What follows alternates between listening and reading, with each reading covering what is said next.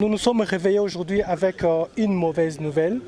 Il s'agit de l'incursion dans la cité de Wicha des terroristes djihadistes de ZADF-MTM. L'ennemi avait des dispositifs déjà dans la cité de Wicha.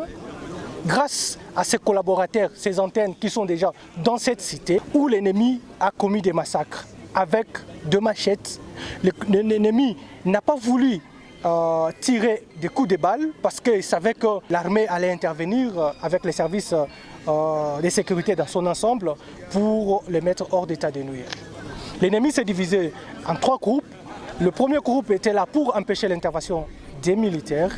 Le deuxième groupe était là pour piller le magasin, les boutiques de la population civile. Et le troisième groupe était là pour égorger silencieusement, je pèse sur mes mots, silencieusement notre population avec des machettes. Donc, nous avons enregistré officiellement 26 morts du côté de la population et nous avons jusque-là en train de faire des contrôles pour savoir le nombre exact de compatriotes kidnappés par ces terroristes ZADF-MTM. Au moment où je vous parle, nos troupes sont en contact physique avec l'ennemi au niveau entre le PK 6 et 7 au village Matiba, là où nous sommes en train d'échanger des tirs avec l'ennemi qui a commis ces bavures dans notre cité de Wicha.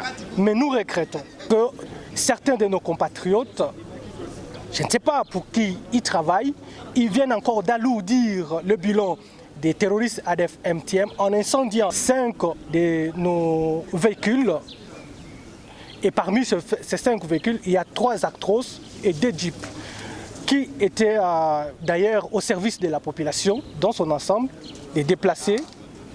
Ces véhicules étaient là pour servir la population déplacée en amenant des nourritures et des vivres. Mais malheureusement, la population a jugé bon d'incendier ce véhicule.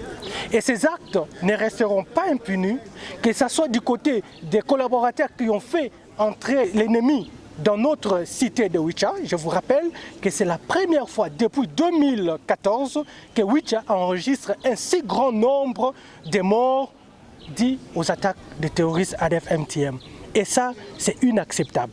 Nous avons déjà détecté certains collaborateurs que nous allons coûte que coûte arrêter parce que c'est eux qui ont donné l'occasion à l'ennemi et l'ennemi a contourné les positions militaires pour faire ces actions. Pour l'instant, les secteurs opérationnels Sokola 1 Grand Nord et la troisième zone de défense présentent ses sincères condoléances à la population et surtout aux familles éprouvées.